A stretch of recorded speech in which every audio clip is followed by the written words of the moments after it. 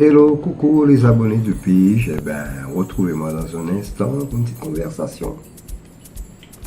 Bonjour Cynthia, je vais bien. Je m'appelle Gilbert Coco. Je suis né à Pointe-à-Pitre en 1950. Ça fait quand même quelque temps, ça fait un moment déjà. Et voilà, donc, qu'est-ce que je peux dire? Je suis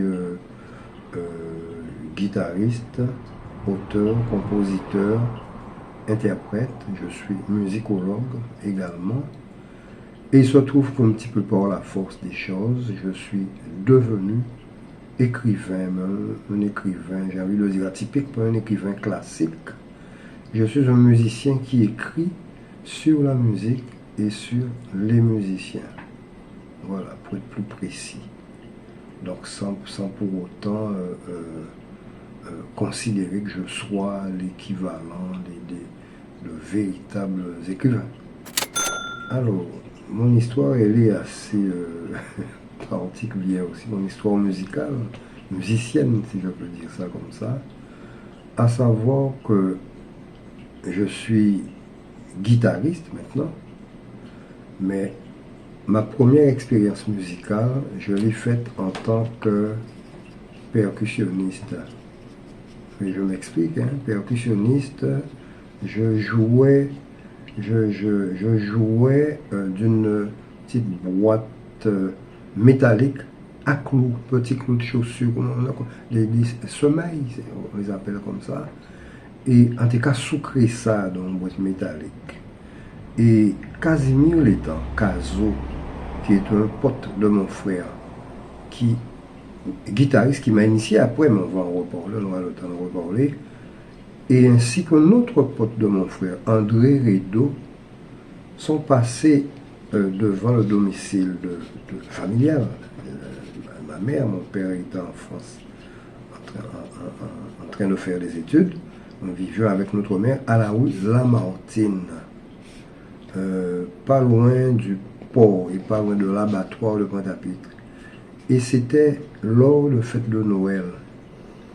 Et Caso est passé, il nous a entendus, il a été conquis, il a partagé un petit moment avec nous. Et puis qu'est-ce qui s'est passé? Parce qu'il faut savoir que Caso animait déjà la Gazette Créole, son émission à Radio Guadeloupe. Je ne sais plus si c'était Radio Guadeloupe ou... en tout cas, ce n'était encore ni FR3 ni RFO, c'était Radio Guadeloupe. Au sein de la préfecture à Basse-Terre. Et il nous a invités à son émission à Basse-Terre, donc à reproduire, restituer ce que nous avons fait, selon lui, si bien, et au domicile de l'amateur. Donc là, j'avais 13 ans, et en tout cas, je jouais un petit boîte à clous. Donc j'étais là en tant que percussionniste. Voilà, c'est en ce sens que c'est un petit peu singulier. Et bon, je me prétends, il y en a certainement d'autres qui ont fait comme ça. Il y a des gens qui se sont convertis à d'autres instruments aussi. Hein. Mais c'est après, peut-être 2-3 ans après, que je suis passé à la guitare. Donc, je suis passé à la guitare parce que mon frère, il était de passage, il est parti en métropole.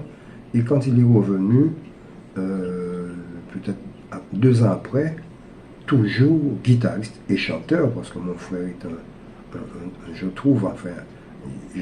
trouve qu'il chante très bien. Et il compose, c'est un bon compositeur aussi, il compose très rapidement et vraiment pas des choses qui ont un fond, un thème, et ça m'a toujours marqué. Mais il est venu et quand je l'ai entendu jouer de la guitare, mais cette fois beaucoup plus, j'ai envie de dire profondément, puisque bon, je jouais déjà sérieusement 2 ans avant. Là, ça a fait tilt. Peut-être que si j'avais une petite percussion, ça n'aurait pas eu le même effet sur moi. Mais là, j'ai entendu la guitare autrement. J'ai découvert la guitare à travers le jeu de mon frère. Et là, j'avais 15 ans. Là, ça a fait tilt. Je lui ai demandé de m'apprendre à en jouer, ce qui a été fait.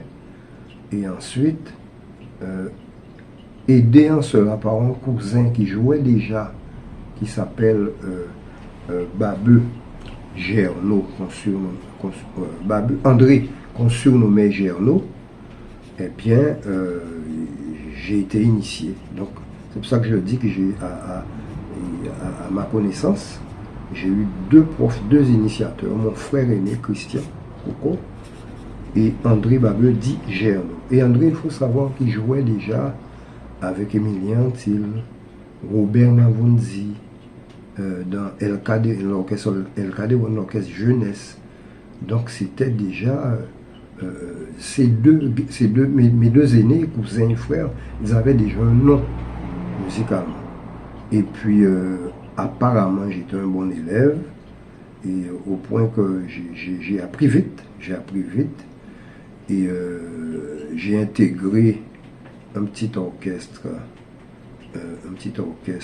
avec des copains, dont Noël Gabin qui faisait de la basse, Alex Boudet qui tenait la batterie, mais qui est décédé peu de temps après. Il était asthmatique, il n'a pas résisté à une crise d'asthme. Camille Sopran a joué avec nous quand il est sorti, venant de Marie-Galante, il a intégré notre groupe. Il y avait aussi Georges Roclor, décédé, qui a joué après dans l'orchestre Fernès, et puis quelques autres dont j'ai oublié le nom. Ce groupe-là s'appelait Les Princes. Et puis Jojo qui jouait déjà, mais il avait un jeu moderne, un jeu qu'on pouvait qualifier à l'époque de yéyé. C'était les chats sauvages, les chaussettes noires avec Eddie Mitchell, Dick Rivers, Johnny Hallyday. C'était ce courant-là, c'était le courant twist. Les gens dansaient le twist, c'était le jerk twist. Et Jojo est venu avec, puisqu'il revenait de France, il est venu donc avec cet apport. Et moi, je m'intéressais, j'avais des aptitudes déjà, comme je ne pourrais pas congé administratif de ma mère, mais j'avais quoi, 9 ans. Et c'est après le deuxième congé administratif de ma mère, c'était dans ces eaux-là, 15-16 ans, elle a commencé à jouer, mais enfin j'étais débutant. Donc moi, je me suis tourné avec bonheur sur la tendance musique typique. Et d'ailleurs, il y a un morceau qui reste dans ma mémoire de cette époque, qui s'intitulait Dolor, mais je ne sais pas si ça avait à voir avec Évariste Dolor qui chantait Eva Hollandais, Dolor qui m'appelait cousin parce qu'il vivait avec une de mes cousines après. Mais le morceau c'était Dolor dormi des woda, plus d'autres morceaux typiques où j'étais particulièrement à l'aise. Donc nous avons convenu que Jojo était soliste moderne, yéyé, courant, twist et tout ça, Beatles, etc. Et puis moi j'étais soliste typique. Et ça marchait très bien comme ça. Et de fil en aiguille, bon, le groupe s'est dissous à la mort justement d'Alex. Et les autres se sont... et Jojo a intégré, avant Fernès, il a intégré les Jets avec Yvan Juravert. Je ne me rappelle plus. Jean-Claude Laporte au piano. Yvan était au piano d'abord. Jean-Claude chantait. Et je ne me rappelle plus le nom des autres. Il y avait aussi Fred Lolo à la batterie, comme ça on voit. Et chacun a suivi son petit bonhomme de chemin. Moi, j'ai été invité par Théomèle Ursule, batteur percussionniste, un gars qui jouait fort bien des timbales. D'ailleurs, il a encore ses timbales. C'était le batteur de jeunesse jusqu'à pas très longtemps. Théomèle a passé 90 ans. Et donc, c'est lui qui tenait la batterie à cette époque-là. Et Charlie Chomero-Lamotte, percussionniste qui connu sur la place. Et c'était donc pour moi un privilège et un honneur que ces gens-là m'aient invité à jouer avec eux. Il y avait aussi au sein de cette même formule qui s'intitulait Allegri Combo, il y avait le père de Lydia Borlagne, Jean Borlagne, qui tenait les percussions.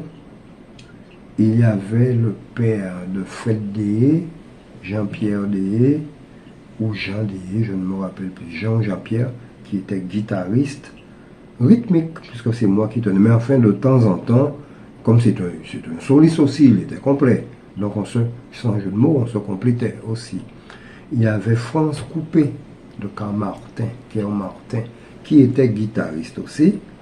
Et puis, qui nous a quittés il n'y a pas très longtemps, il y a quelques années, Gracien Laram, surnommé Biolène, qui était à la basse. Et donc, il y avait Claude Tranchot, super chanteur de charme, parce qu'il excellait dans ce style-là. Et les femmes aimaient ses cordeurs de charme. Claude. Et donc, il y avait Claude, j'ai peut-être oublié une ou deux personnes, mais enfin, en fait, dans mon bouquin, ce bouquin que j'ai sorti, les noms sont là, j'ai pas oublié. Donc, il y a eu Allegri Combo pendant un certain temps. Donc, c'était ma période d'initiation. Déjà, je sortais et j'étais sous les... D'ailleurs, une petite anecdote. Nous avions une prestation. Je crois que ça devait être la première prestation sérieuse au cinéma Rex. Il n'y avait pas encore le centre des arts et tout. Et les choses se passaient à la Renaissance, au Plaza, au cinéma Rex. Et en l'occurrence, ce soir-là, c'était au cinéma Rex. Mais il y avait les Vikings. Il y avait les Maxels, il y avait les Rapaces, il y avait quelques groupes déjà installés solidement sur la place. Et nous, Allegri Combo, avec Gilbert à la guitare, qui commence, Gilbert tout peureux, dit, mais je dis à Charlie, oui, mais il y a Jacquet, il y a Labor, il y a Faisan, il y a des gens qui sont déjà des pointures. Et Charlie qui m'encourage, mais non, ne t'occupe pas, tu fais tes affaires, et puis ne t'occupe pas des autres et tout.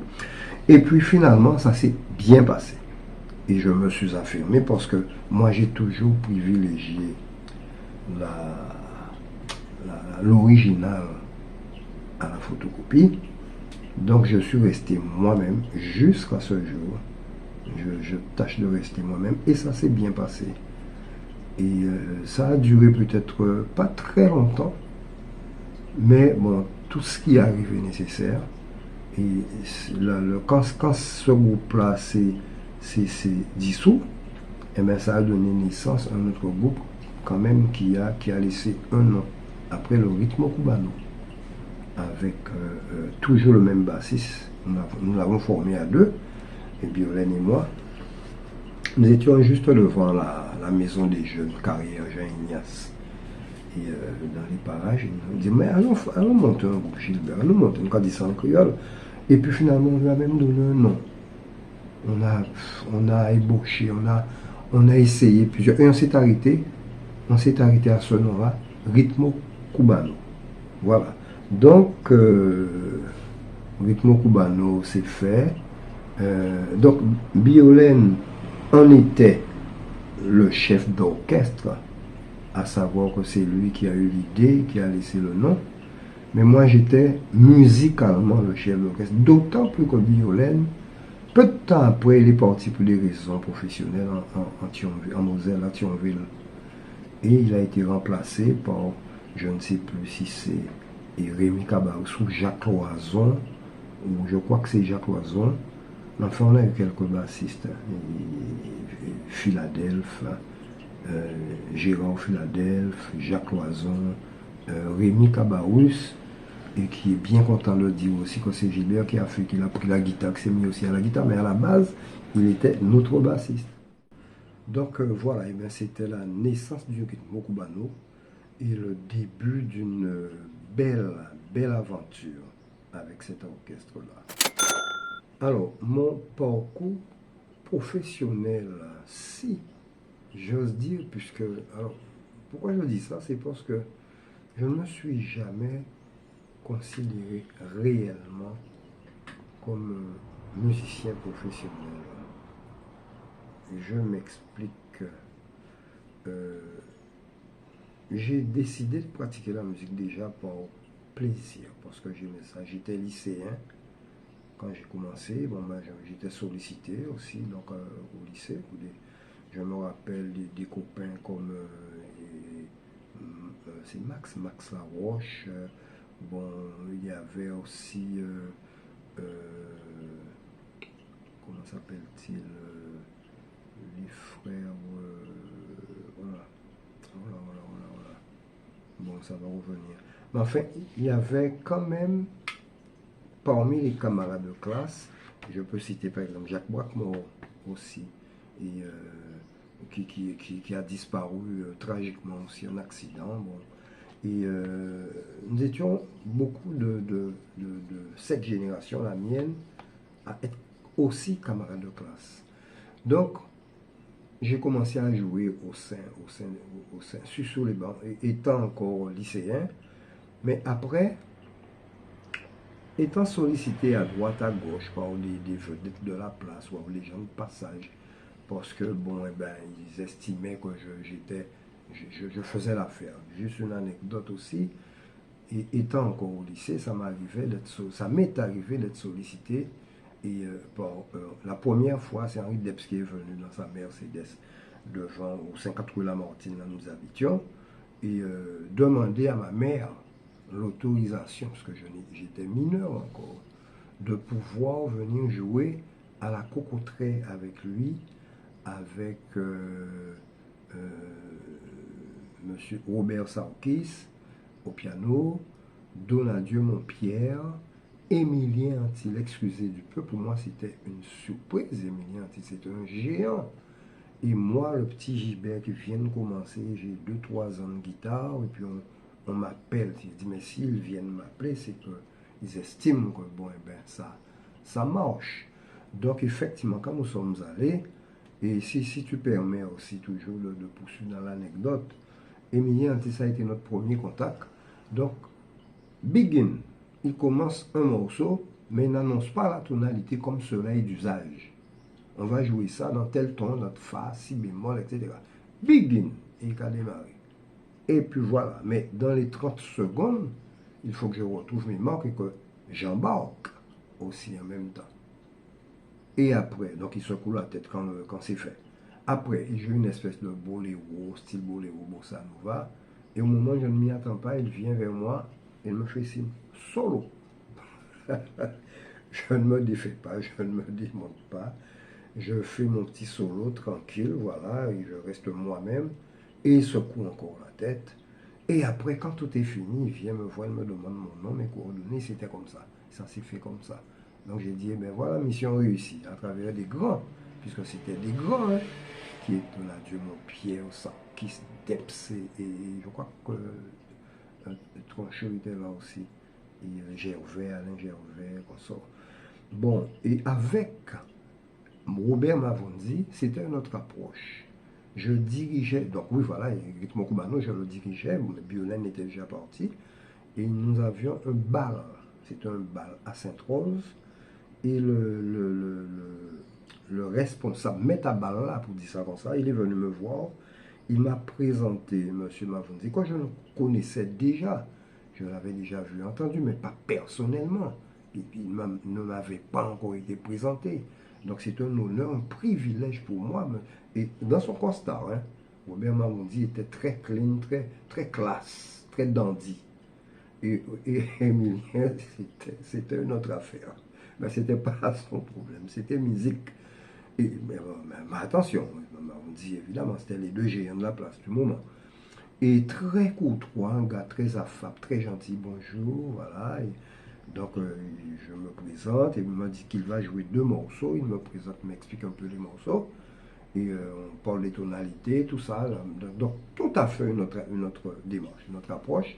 Et puis il me demande même, cerise sous le gâteau, si je veux prendre un solo dans un de ces morceaux. Ce à quoi je réponds, eh ben, oui, pourquoi pas. Et voilà, donc ça s'est fait comme ça s'est très bien passé. J'en parle aussi, j'explique ça aussi dans le bouquin. Donc tout ça pour dire que j'avais déjà tout en étant amateur, un fonctionnement et un rendement de professionnel. Ce qui fait que, quelques années après, euh, je discute avec mon oncle et parrain, monsieur Edouard Nelson, à qui j'ai dédié ce livre-là, qui me dit, mais Beko, il m'appelait, non, Biba, il m'a dit Biba. Biba, mais tu sais, tu es un musicien déjà reconnu, tu joues, on te connaît, on te sollicite et tout. Pourquoi tu n'en fais pas une carrière? Je dis, ah bon, mais pas, je réfléchis à ça. Et puis, il dit, oui, mais bon, franchement, et puis c'est là qu'il me parle de l'université. Il me dit de tenter de m'inscrire à l'université pour devenir professeur d'éducation musicale.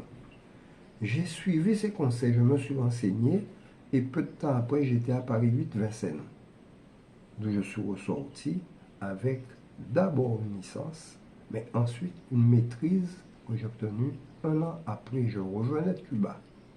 Et ce même jour, je suis allé soutenir mon mémoire à Paris 8. J'ai obtenu avec mention très bien, félicitations du jury. Et je suis donc devenu professeur officiellement de musique. Maintenant, ça n'a pas empêché que je ne me considère pas pour autant musicien professionnel. J'avais les attributs, j'avais les requis aussi d'un professionnel, à savoir que je savais lire la musique, je comprenais, je savais les harmonies, c'est pour ça qu'on me sollicitait, mais je ne me considérais pas pour autant. Parce qu'on me disait, mais pourquoi pas aller aux États-Unis? Mais non, moi je suis attaché à mon... Et puis je ne prenais pas ça au sérieux. Donc j'ai voyagé, j'ai fait le tour du monde en musique. Tahiti, Canada, New York, Maroc, tous ces endroits-là. J'ai vraiment bourlingué par la musique, grâce à la musique, mais sans pour autant me considérer et avoir un fonctionnement en ce sens de professionnel. Je portais 6 mois, un an, mais je revenais toujours à la base. Je reportais un an, comme ça, mais je revenais toujours à Guadeloupe parce que j'étais attaché à mon île et j'étais déjà aussi en famille, puisque je me suis marié assez tôt, j'ai eu des enfants assez tôt, et puis il fallait que je sois avec eux. Voilà. Donc, c'est pour ça que jusqu'à présent, je ne me considère pas, d'autant plus que je suis enseignant retraité, donc je bénéficie d'indemnités de retraite professionnelle. Et bon, donc je suis. Maintenant, il y a une espèce de connotation aussi sur le petit côté et le qualificatif professionnel. Il y a des musiciens qui sont professionnels économiquement, parce qu'ils en vivent, mais qui ne le sont pas dans le fonctionnement.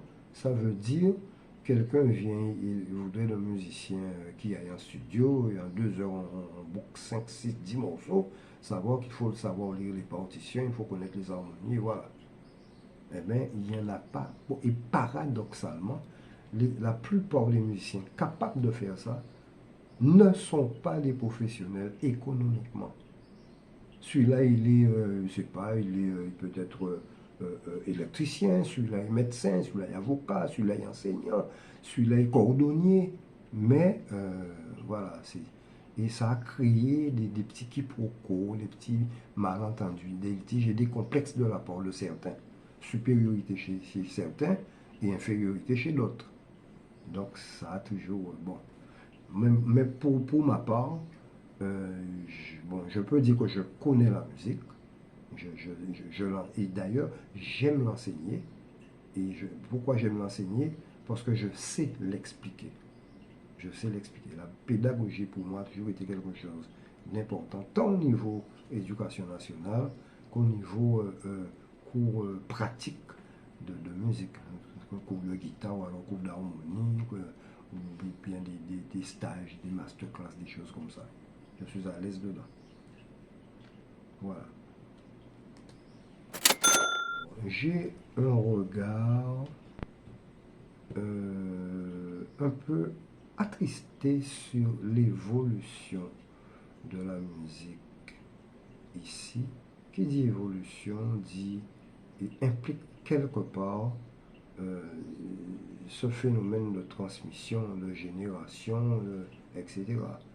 Je constate que les jeunes qui sont là, bon, il faut qu'ils soient là, il faut que les choses changent, il faut qu'il y ait des mutations, des transferts.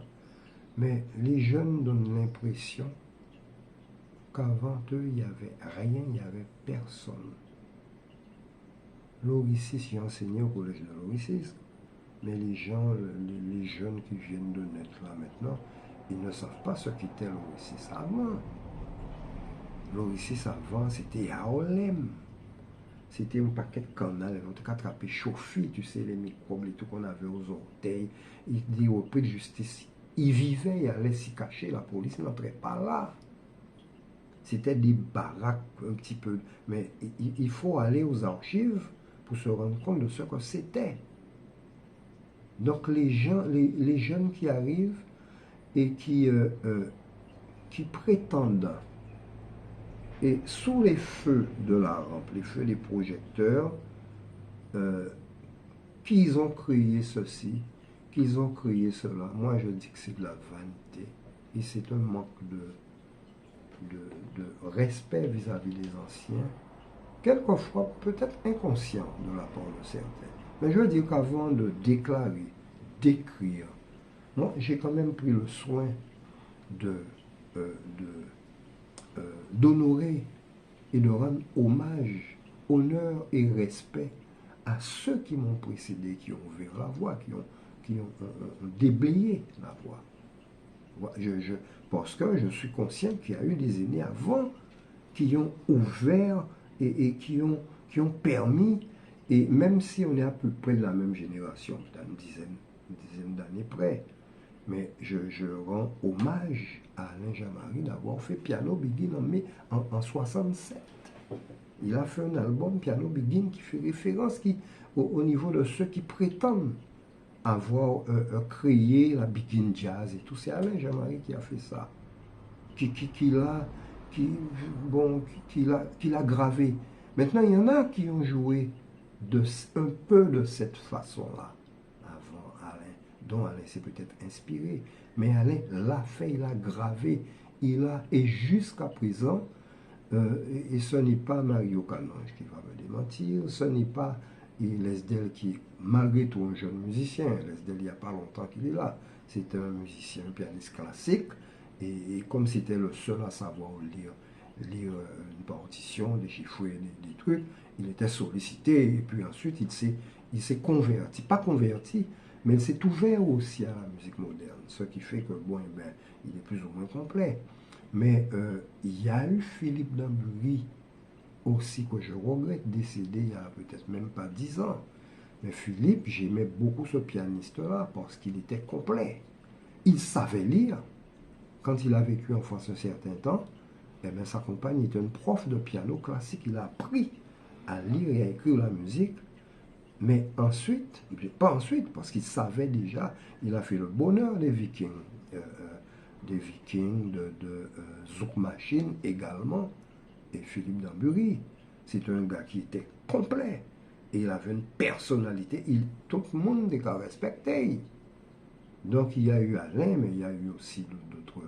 Mais enfin, je ne peux pas ne pas mentionner ces gens-là qui ont emmené quand même quelque chose et prétendre que, bon, mais voilà, moi j'ai pris ma guitare, j'ai pris Parfum des îles, j'ai pris Serpent Maigre, j'ai fait ça, mais non. Honneur et respect à Edouard Mariépin pour Parfum des îles. Honneur et respect à Stélio, même si, bon, on prétend que c'est un ragtime, pam, pam, pam, pam, pam, pam, Serpent Maigre, on prétend que c'est possible. Mais enfin, c'est lui, puisque une question de droit d'auteur et tout, il a eu, bon, je ne veux pas le reprocher, peut-être l'intelligence d'avoir récupéré ce morceau qui est un chef-d'œuvre aussi, joué par tous. Et puis les Aliouva, les Bourgas avec Guadeloupéenne et tout ça, je ne peux pas ne pas rendre hommage à ces gens-là pour ce qu'ils ont fait. et prétendre que c'est moi qui suis venu avec ma guitare. Et puis j'ai découvert, j'ai fait trouver. D'accord, j'ai adapté. Parce que je connais les arrangements, je connais les jeux, je sais. J'ai appris ça. Mais c'est ça que je regrette aux jeunes. Donc il y a un courant. Indépendamment de ça, je trouve qu'il y a une tendance à un petit peu fonctionner tel des mitrailleuses. Tel qui tire plus vite que son ombre. Des gens qui ont tendance à jouer, mais alors des rafales de notes. Batterie, basse, guitare, piano, clavier, trompette, saxophone, peu importe. Mais c'est une course à la vitesse. Ça peut être bien. Écoutez, quand Benson joue vite, c'est hyper bien. Quand John McLaughlin joue vite, quand Aldi Meola joue vite, bon, et j'en passe, c'est les meilleurs. Mais alors, il ne faudrait pas que cela perde la musicalité. Et il y a cette musicalité qui s'en va au détriment justement de cette tendance à jouer trop vite. Et donc, le sentiment qu'on attend justement d'un instrumentiste, d'un instrument, il s'en va. Et au bout de 10 minutes, j'en ai assez d'écouter ça. Je ferme ou je me dégage ou je n'y vais pas. Parce qu'il n'y a pas cette musicalité-là. Ça ne réjouit pas mon cœur. Ça ne réjouit pas mes oreilles. Maintenant, c'est Gilbert Coco qui est interviewé. C'est lui qui parle. Hein. Ça, c'est mon sentiment à moi. Donc, moi, je fonctionne d'une autre façon. Et j'ai découvert comme ça, je dis, bon, merci Seigneur. Moi, j'y crois. Hein. Je dis merci Seigneur parce que j'y crois. Parce que j'ai trouvé par hasard une façon de jouer que je n'ai pas créée. Mais je l'ai trouvée puisque créer, ça voulait dire que j'ai créé aussi la manière d'accorder une guitare. Une guitare, les cordes, mi, la, ré, sol, si, mi. Mais maintenant, j'ai trouvé et exploité des tonalités offertes par ces cordes libres. Ce qui a fait que j'ai mis au point une technique des cordes à vide. Et les gens qui me connaissent, qu'ils soient guitaristes ou pas, ne l'ignorent pas, ils savent tous. On va m'entendre à 200 mètres en train de faire une balance. Quelqu'un qui connaît Coco va dire que c'est Gilbert qui joue là. Parce qu'il a reconnu mes cordes à vide ou alors mon son.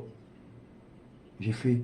Donc c'est une manière pour moi de me rendre à l'abri des comparaisons souvent stériles et inutiles. Maintenant, on aime ou on n'aime pas. Donc pour finir, je dirais que les jeunes gagneraient à montrer un petit peu plus, manifester un peu plus de respect envers les aînés. Juste pour finir, clore ce chapitre-là, j'ai demandé à deux batteurs de deux générations différentes, honneur au plus grand, Fernand Boulot Gabriel, qui a 90-95 ans déjà. Fernand, c'est un grand frère. On s'aime beaucoup, on s'aime bien, mais moi, il s'aime moins. Et José Manclier au campagne, mais moi, c'est un petit frère. Il est plus jeune que moi. Ils sont batteurs tous les deux.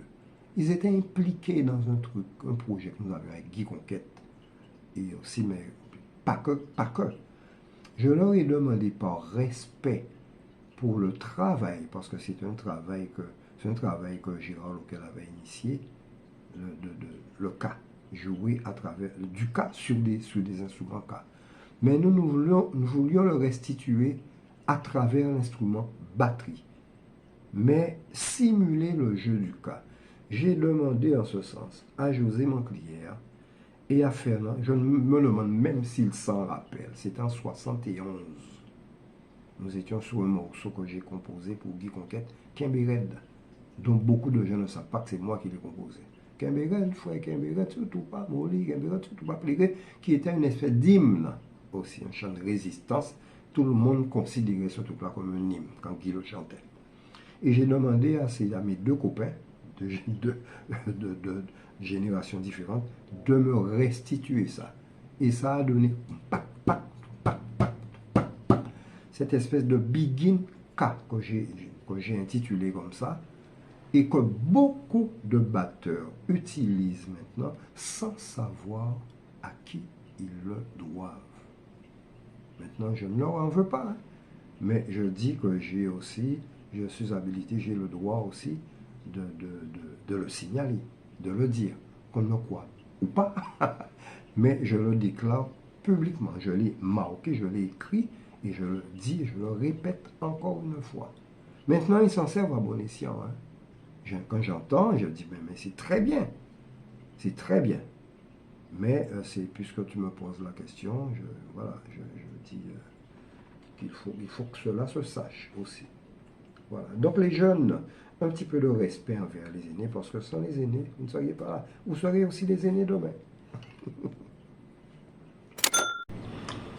Oui, eh bien, en effet, je suis devenu, je le disais tout à l'heure, écrivain, un petit peu malgré moi.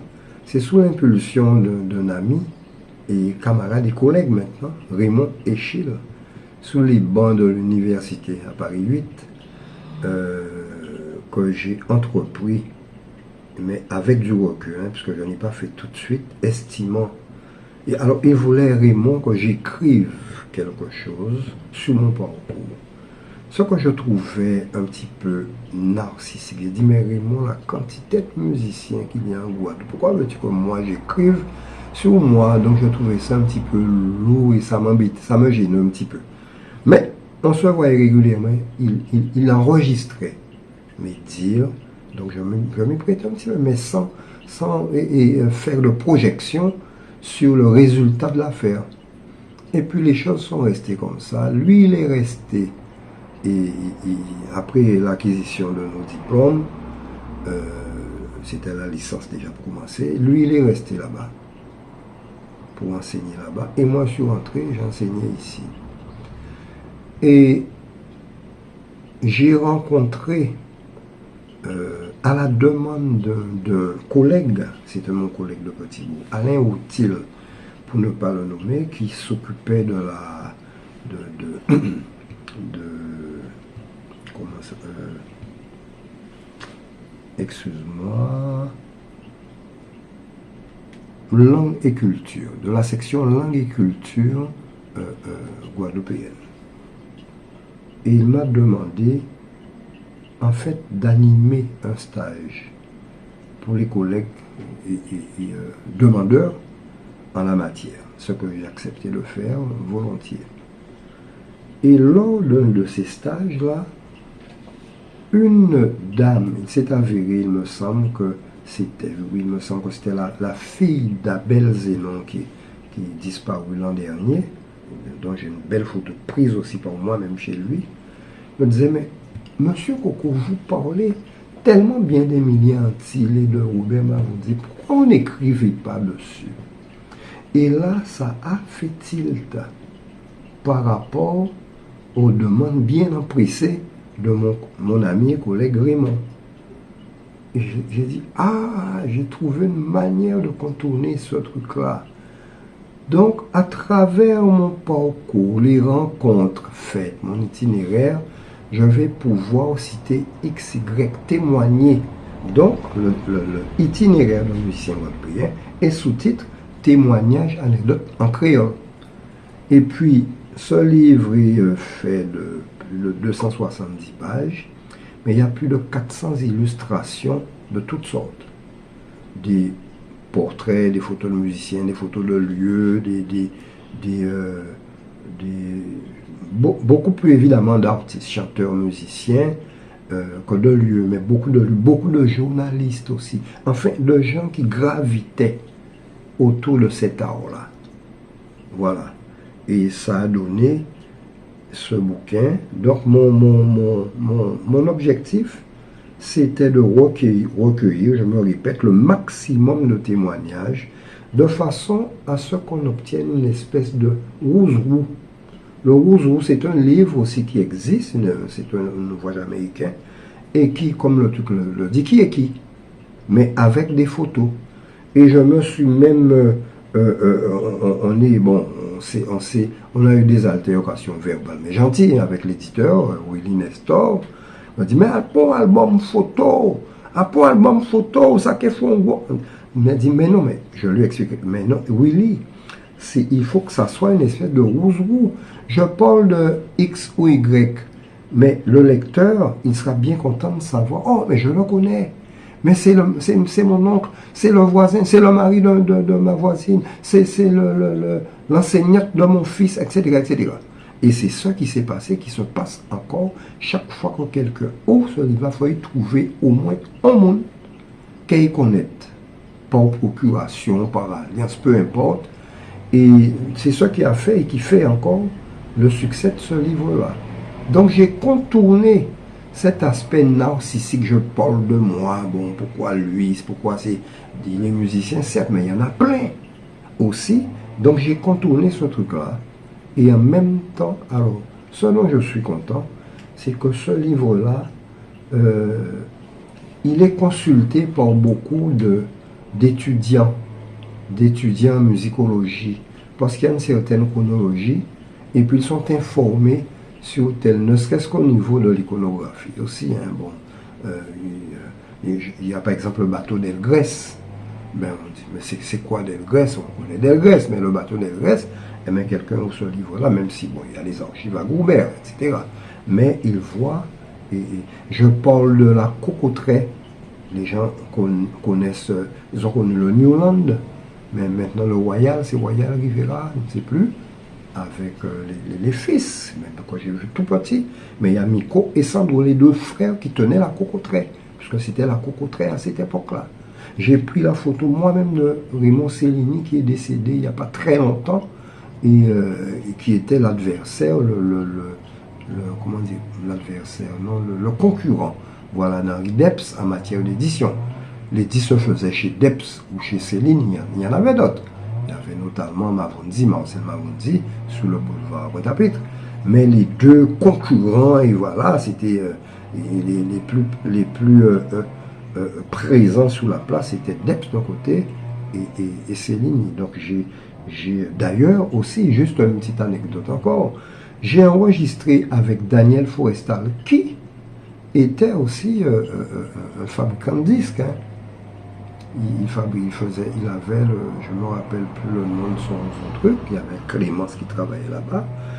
Et j'ai enregistré avec Daniel, il y avait Claude Vamur, il y avait Jean Barlan, il y avait aussi, il me semble que Nemo était là, le pianiste de Cassave. Et on a enregistré Respectez Pauline en 68, à l'époque où ces deux gars-là s'imposaient. Même s'ils étaient les derniers, les gens ne quittaient pas. Ils ne rentraient pas chez eux avant d'avoir vu rentrer, avant d'avoir vu terminer la course, Alain Pauline et Saturnin Molia. Et Forestal était pro-Pauline. Il a fait ce disque avec nous. Il y a d'autres morceaux, évidemment. Et lui, Henri Depps, un mois ou 2 mois après, d'ailleurs, les deux disques sont sur la même page dans le livre, Vive Molia. Il a fait Vive Molia parce que c'est un poulain. Molia, c'était son poulain. Donc, c'est bien pour dire que, en fait, il y a un petit côté de vie sociale aussi qui était restitué dans ce livre-là. Voilà, donc je suis content, très, très heureux de l'avoir fait.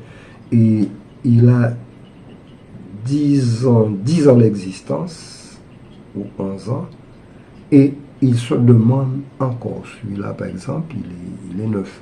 On me le réclame encore, j'en ai amené au Salon de la musique, et des gens aussi m'appellent en privé, parce qu'il reste d'actualité. Le gars qui tenait, le gérant du cinéma Plaza, Roger Tanous, qui faisait jouer des orchestres, les Mary Boys, les Mary Men, et Sparrow, Septentrional, des orchestres haïtiens, bien d'autres. La photo que j'ai chez lui, parce qu'il tenait une boutique de tissu, Roger Tissu, mais la photo je l'ai faite chez lui, et puis il est décédé quelque temps après. Donc ce qui fait que le livre est toujours d'actualité, parce qu'il y a quelqu'un qui s'en va entre temps, bon, jusqu'à ce que ça soit mon tour, hein, mais j'espère le plus loin possible. Mais ce qui fait qu'il reste toujours d'actualité, avec les 400 illustrations et puis les personnages qui sont encore. L'autre jour, c'était Ibo Simon, j'ai 2 photos d'Ibo Simon là-dedans aussi. Et j'ai fait, quand j'ai terminé ce livre-là, j'ai eu le temps de l'emmener à Henri Depps. Mais avant, si je suis allé le voir avant, je lui dis Henri, mis ça en radis en l'air. Pour que ça soit transparent. Mis ça en maquin en l'air, ouais, sous d'accord. Si nous n'étions pas d'accord, ça n'aurait pas influencé mon truc. Hein? Mais je suis allé le voir. Et quand le livre est paru, est terminé, je le lui ai emmené. Donc il a eu le temps de le voir. Malheureusement, pas mon oncle et parrain qui m'a conseillé. Il est mort 3 mois avant que le livre ne soit sorti. Voilà. Donc je suis content d'avoir réalisé quand même ce bouquin-là. Alors Guy, c'est une histoire assez particulière. Je n'avais pas prévu d'ailleurs, je n'ai jamais pensé que j'écrirais un deuxième livre. Et maintenant, bon, ben, l'homme propose, Dieu dispose, de mon point de vue. Et il se trouve que Guy Conquête est parti, et quand il est parti, j'ai réalisé l'importance de l'événement, la gravité aux yeux de ceux qui l'aimaient et pas seulement de l'événement. Et il se trouve que Guy Conquête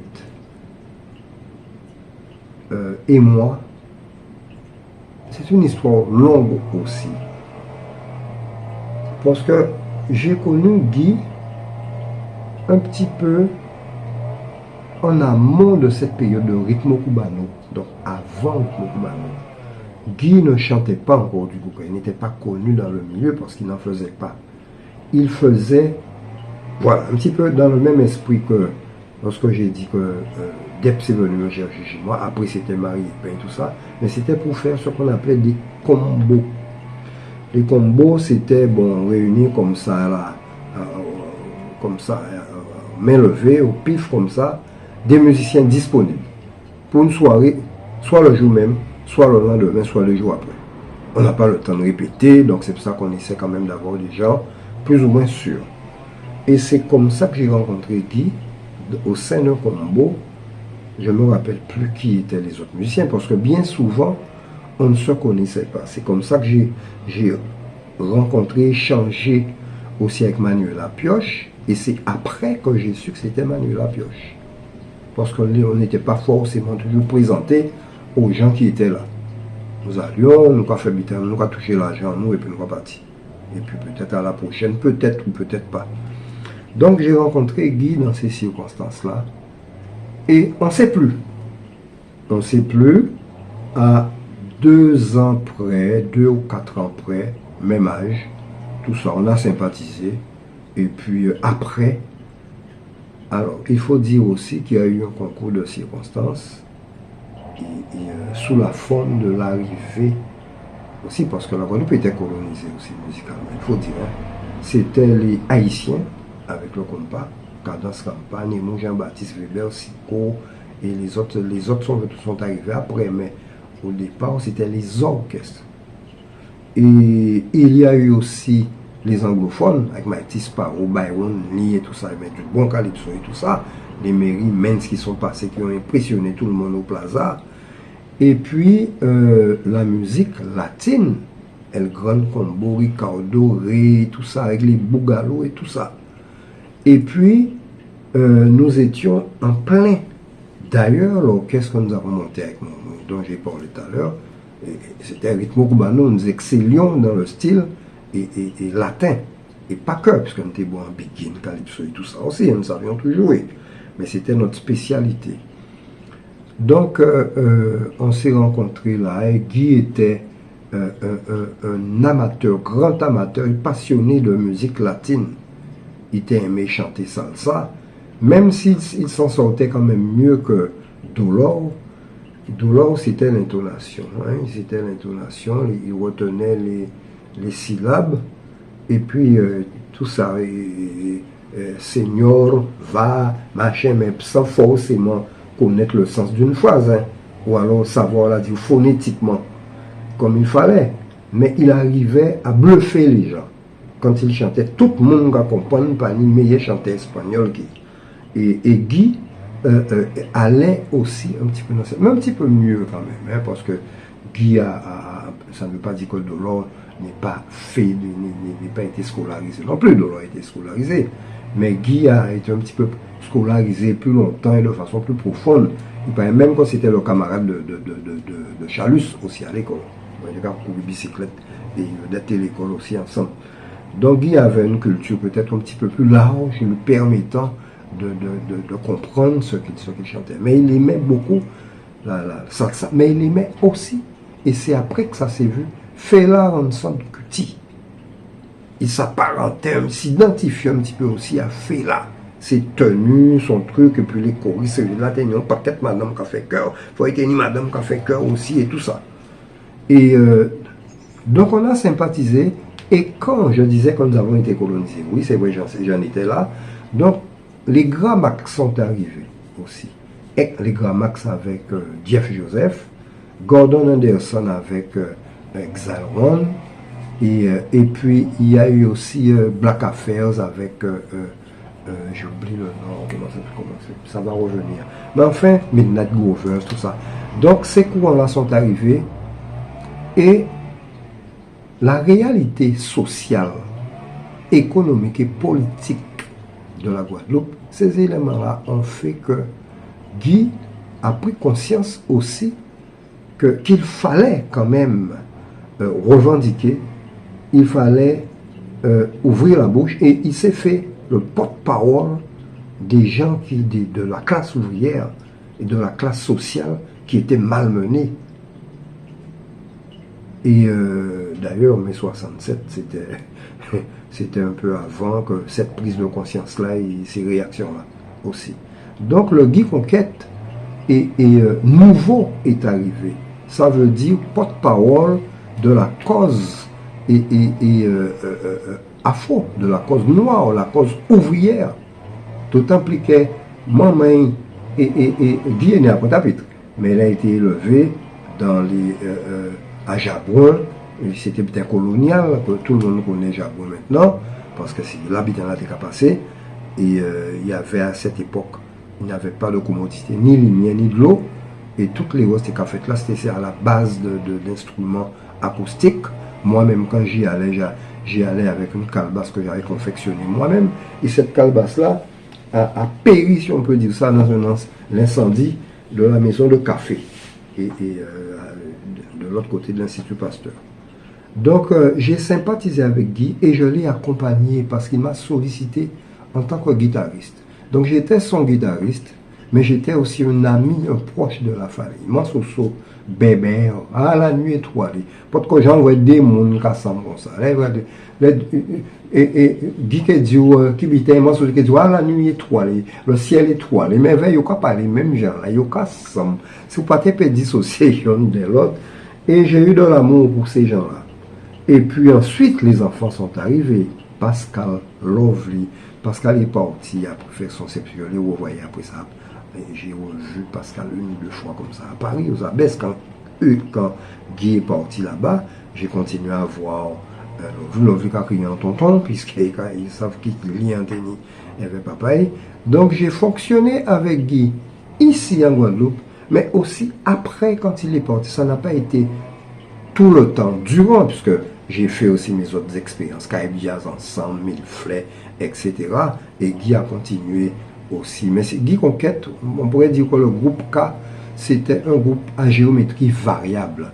Donc beaucoup de gens ont côtoyé, ont rencontré et ont fait un parcours aussi avec Guy. Moi, je relate, comme je le dis aussi dans ce bouquin, je parle de mon parcours avec Guy. Je ne parle pas de celui de X ou X, pas pas connaître, tu vois, mais je parle de mon parcours. Donc le petit livret là, il n'est pas, tu vois, il est condensé, mais il est intense. Et je me suis permis des photos, la photo de Guy dans son cercueil, c'était avec l'aval de Mansoso et de Lovely et tout ça. Et beaucoup de gens, enfin pas beaucoup, il y a quand même quelques gens qui ont été choqués. Mais il dit, mais j'ai eu l'aval, et puis Guy est un personnage quand même qui n'appartient plus il appartient à tout le monde. Donc voilà, donc je me conforte par cette pensée-là en disant que bon, il fallait peut-être le faire. Bon, Mansosoka, beau garçon, en cercueil là, et Guy en cimetière là, Guy en l'église là, et des photos aussi exclusives. Il y a quelques proches qui nous rencontrions à Paris, Michel Renette, Robert Duport, et défunt Robert, et d'autres encore que bon, j'espérais même pas pouvoir obtenir. Voilà, donc j'ai tenu à faire ça par amitié, mais aussi en tant que musicologue, pour parler un petit peu brièvement de cet homme que fut Guy Conquête. Voilà. Alors, tout cela m'interpelle. Donc, j'ai résumé en tout une série d'interpellations. Parce que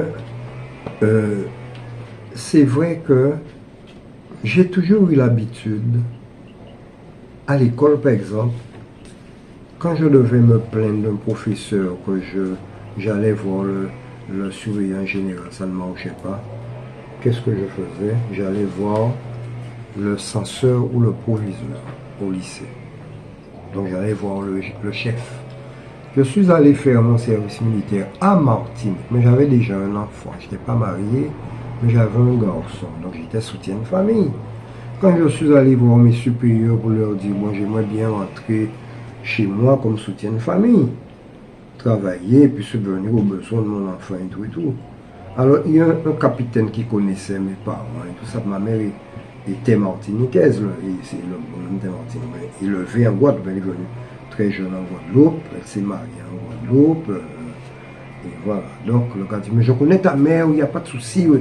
Temps là qu'a passé, 1 mois, 2 mois, 3 mois. J'ai dit, ah, Coco, que fait toute l'armée en Martinique là, et Timon là. Alors je faisais des chapes, je m'en allais des moments de samedi. Quand je ne jouais pas, je jouais souvent avec Eric Virgal, ou bien avec les gentlemen, enfin des petits combos aussi à Martinique. Et quand je ne jouais pas, je filais. Je filais sans autorisation. Et, mais comme nous étions solidaires à l'armée, je faisais répondre à l'appel pour moi et tout ça. Et puis j'allais voir mon fils. Mais un jour j'en ai eu marre. Je suis allé crânement voir le général. C'était au fort de Zé. Je risquais la prison pour ça. Hein. Heureusement, je suis tombé sur un général cool. Ou alors je lui ai mis un mot. Et il m'a convoqué pour que je fasse part de mes griefs, mes trucs. Et je lui explique. Il faut croire que ma façon de parler lui a plu et tout ça. Et bien, je suis allé voir le général le vendredi. Le lundi, j'étais dans l'avion militaire pour entrer en Guadeloupe. Donc dans le week-end, tout s'est fait, alors que ça faisait 3-4 mois que j'attendais. Donc tout ça pour dire que, bon, j'ai bien compris que, en fait, qui c'est qui va répondre à tes prières? C'est Dieu par ses disciples. Et j'en ai fait l'expérience. Qui c'est qui est parfait, qui est sans faute? Il y a un verset dans la Bible qui te dit, tous ont péché et sont privés de la gloire de Dieu. Mais un seul qui sort de tout cela, c'est Jésus. Et Jésus, bon, on ne va pas en raconter la Trinité, c'est Dieu, bon, voilà. Le seul qui soit sans faute, c'est Jésus.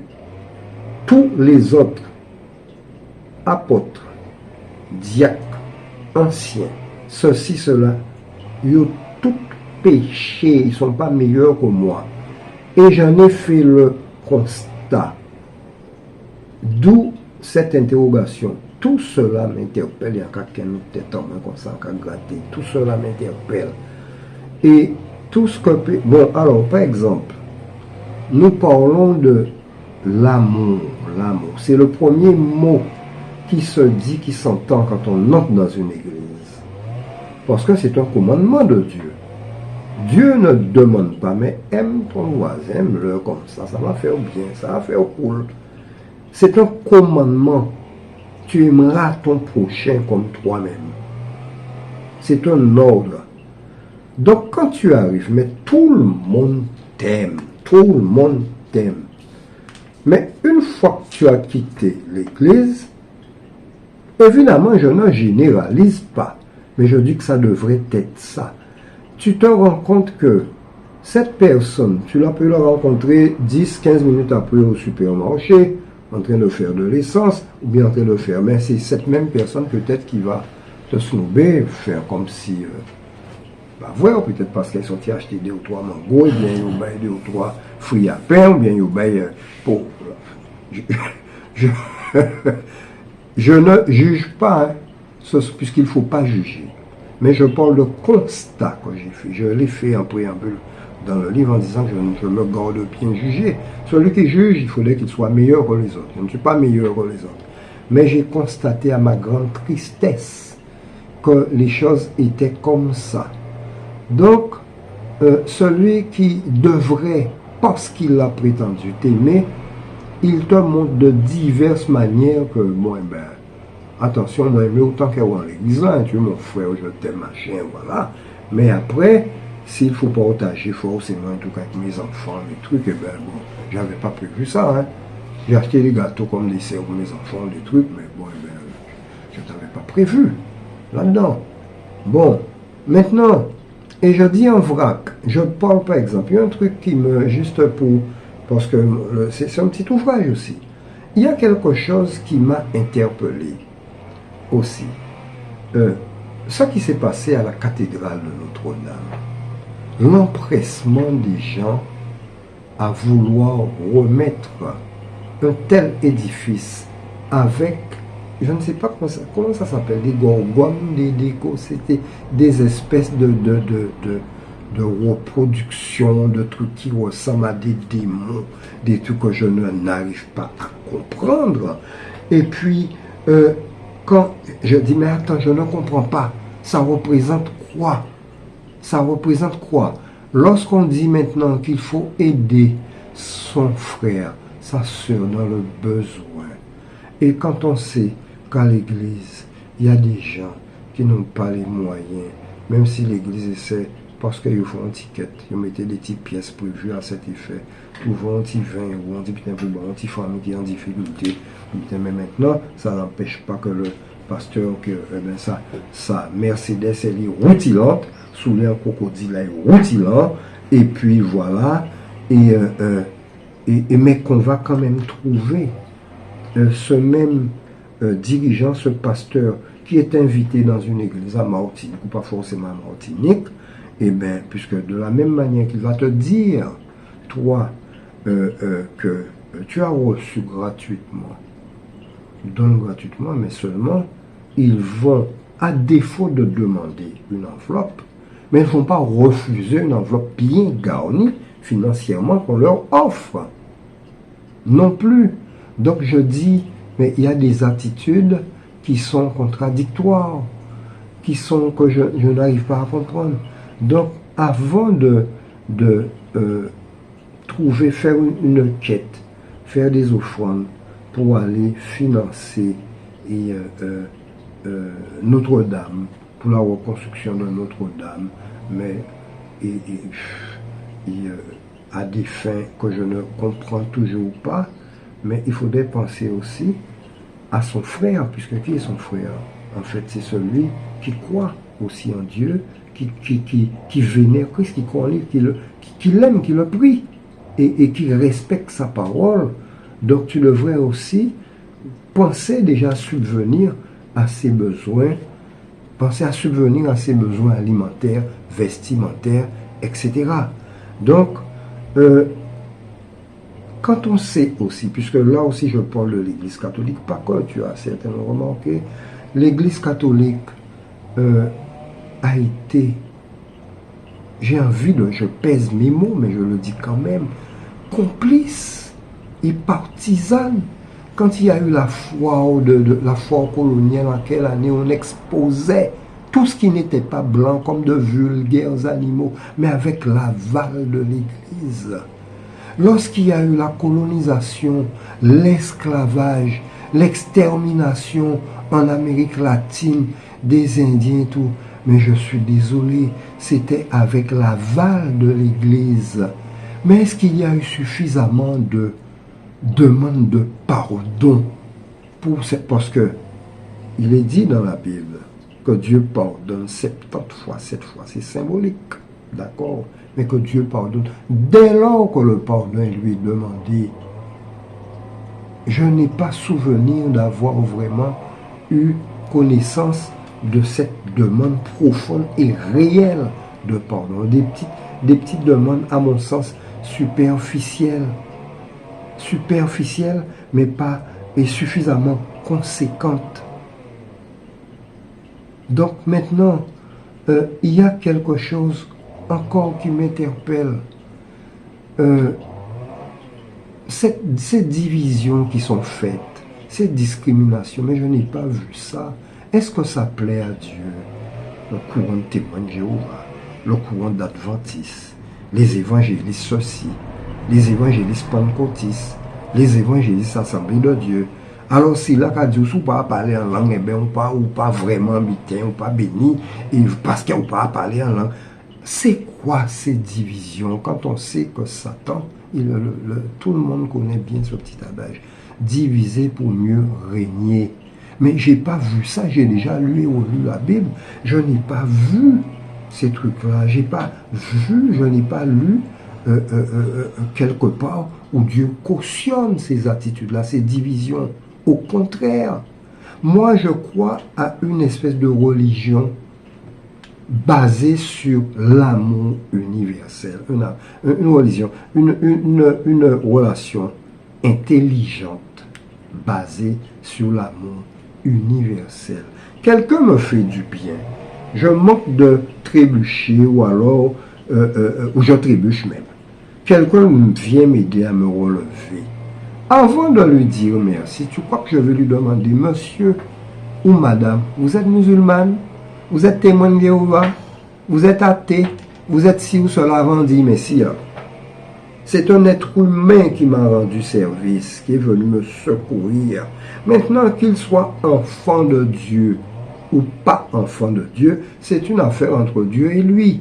Mais c'est un être humain. Moi, je crois en Dieu créateur de toutes choses. Donc, une créature de Dieu, maintenant, en dépit de sa confession, la direction qu'il prend. Quelqu'un m'a fait du bien, eh bien, je laisse parler mon cœur et je lui dis sincèrement, merci monsieur, merci madame.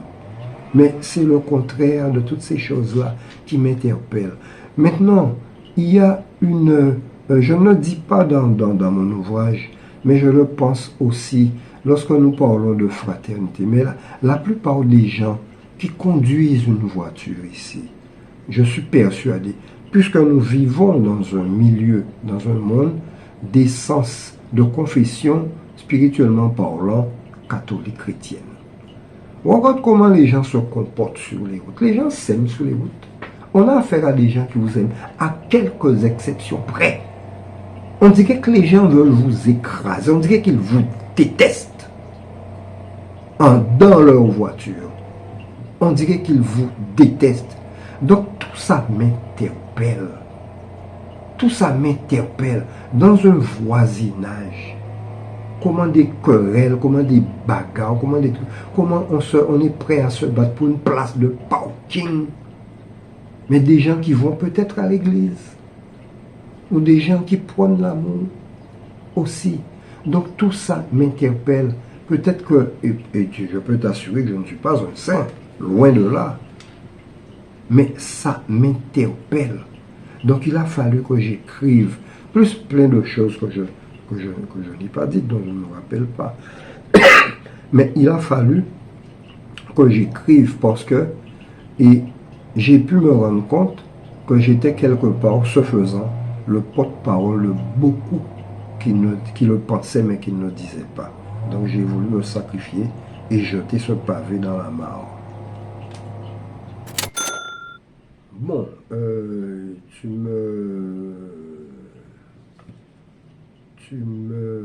comment dirais-je, là tu me pièges quelque peu, un petit peu, mais enfin, En ce sens que c'est vrai que la frontière, elle est tellement mince, elle est étroite entre patrimoine et culture. Moi, je vais considérer, pour moi, un fer à repasser, un carreau. Tu sais ce que c'est, les fers métalliques là? Ça relève plus du patrimoine que de la culture. Une machine à moudre le café, une machine à café, ou bien une sorbetière à l'ancienne, parce qu'on les fait électriques, même si ça existe encore, hein, les traditionnels, ou bien les petites trottinettes, ou bien les petites voitures qu'on pilotait comme ça, qu'on fabriquait, parce qu'il n'y avait pas encore nous avions une capacité de création très riche. Nos aînés nous fabriquaient et nous montraient, nous enseignaient comment fabriquer des cerceaux, notre imagination elle était débordante. Et ce qui fait que il y a un tas d'objets qui selon moi relèvent ce dont je viens de parler, que je viens de citer. Pour moi, ça relève beaucoup plus du patrimoine. En ce sens que la culture, je vais plutôt assimiler ça à tout ce qui est art, artistique, tout ce qui est culinaire, par exemple, tout ce qui est vêtements, et comment ça se dit encore, enfin, là où le s'habiller, tout ça. Et bon, le tête marée, comment on appelle ça, les coiffes des cuisinières, des matadors, il y a une petite part de patrimoine et de culture. Mais je crois que quelquefois, il y a quand même un mélange des deux qu'on peut difficilement, comment dire ça, défaire. Mais la culture, pour moi, relève plus de ce qui est musique, qui est art, plutôt danse, musique, certaines choses, même si le mot, c'est pas forcément un mot qui est très, que j'aime beaucoup, le mot traditionnel, mais on va parler de danse traditionnelle telle que le quadrille, on va parler de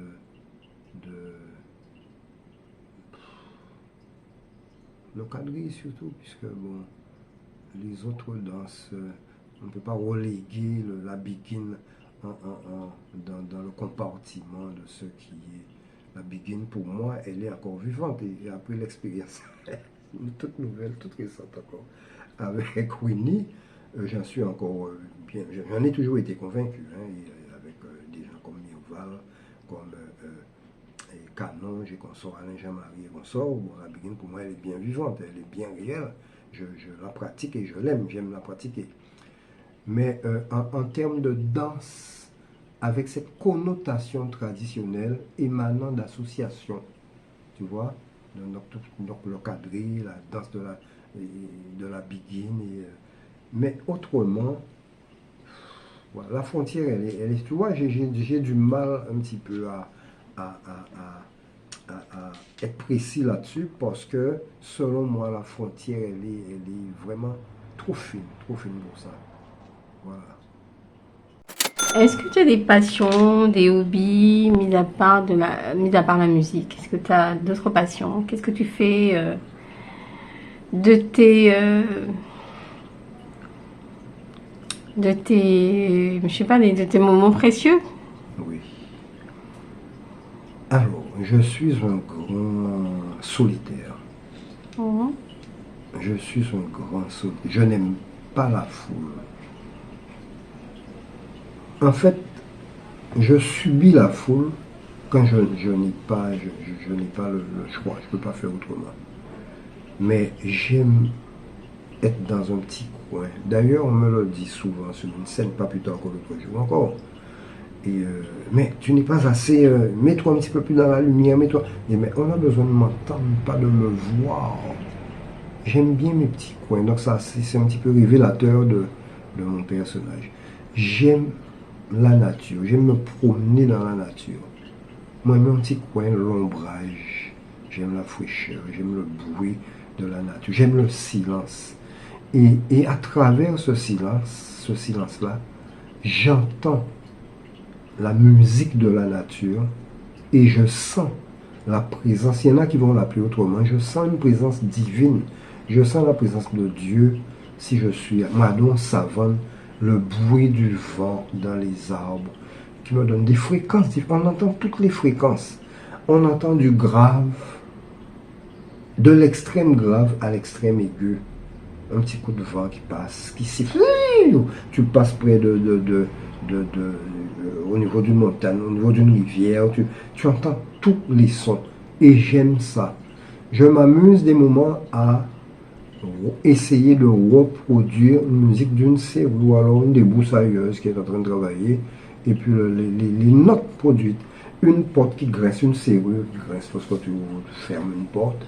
Je m'amuse des moments à retrouver et alors inutile de dire que lorsque je suis en pleine nature, je m'amuse, on beffe. J'ai composé déjà des morceaux sur la base de chants de coq. Au départ, le coq a commencé une petite séquence et moi j'ai développé. J'ai fait les morceaux, je ne me rappelle plus lesquels. Mais bon, évidemment, si je cherche, je vais trouver. Mais c'est pour ça que c'est aussi mon essentielle source d'inspiration. C'est la nature. Donc j'aime ça et puis j'aime danser aussi, j'aime l'expression corporelle. Et j'aime danser, j'aime chanter, j'aime fredonner, j'aime les enfants. J'aime fonctionner. C'est pour ça que, bien que retraité de l'éducation nationale, je continue à collaborer avec le rectorat, avec des écoles, à la demande des enseignants et des inspectrices en grande terre, en basse terre, parce que le contact avec les enfants, il est formidable. Il y a un courant et franchement, j'aime ça. J'aime, d'une façon générale, qu'ils soient scolaires ou pas, j'aime les enfants et les gens d'un certain âge. Ça ne veut pas dire que je n'aime pas les intermédiaires, hein, mais j'ai un langage, j'ai une communication assez privilégiée avec les personnes âgées et les enfants. Alors, s'il fallait que je délivre un message universel, ceux qui me connaissent n'en seraient pas surpris. Moi, je dis que le monde serait tellement beau, tellement agréable à vivre si nous vivions dans l'amour, mais pas comme ça de façon galvaudée. C'est tellement vite dit, je t'aime, moi, mais je les bêtises, quel que soit qui l'en vous dit. Il faut que ça se sente, que ça se ressente. L'amour peut s'exprimer à travers un simple regard qui fait du bien à la personne qui reçoit, un petit sourire, un petit mot, un geste, parce que le cœur, ça ne triche pas. Alors je demanderai aux gens, à mes frères, à mes voisins, aux collègues et tout, laissez parler votre cœur, laissez qu'elle a parlé, et ni laissez parler, et ça a été dit, c'est l'amour. Aimons-nous pour que la vie soit plus belle, plus riche, tout simplement. Alors, en tant que musicologue, j'ai voulu, et toujours dans le cadre bien sûr de la transmission,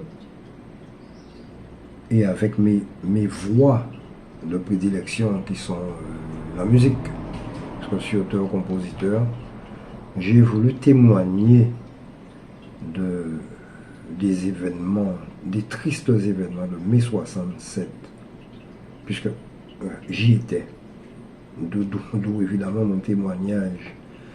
Alors, je suis musicien, donc j'ai composé à cet effet le titre « C'était en mai 67 » où j'énonce et je dénonce le massacre, puisqu'il n'y a pas d'autre mot, d'ouvriers du bâtiment qui réclamaient 2% d'augmentation. Voilà, donc, je le dis avec mes mots et avec mon ton, parce que mon intention n'est pas d'exhorter la jeunesse surtout à rendre coup pour coup et même à garder de la rancune, mais de se rappeler, se souvenir, de savoir et donc de se rappeler ces événements-là. Et maintenant que chacun fasse sa synthèse et tire les conséquences selon sa sensibilité, mais je me devais de transmettre, de le faire savoir. C'était en mai 67. Voilà. 26, 27. Mais si on pile les pages pour permettre moi de bailler la voix comme ça. Yo fait atrocité, non? Mais à pas rien qui la place là avec toi, ça fait en toute la pointe et puis faux ouais. C'était 26 et 27 mai 67. On était si la place là avec toi qu'à garder. Travailler Guadavine pour revendiquer. Travailler Guadavine semblait boucler.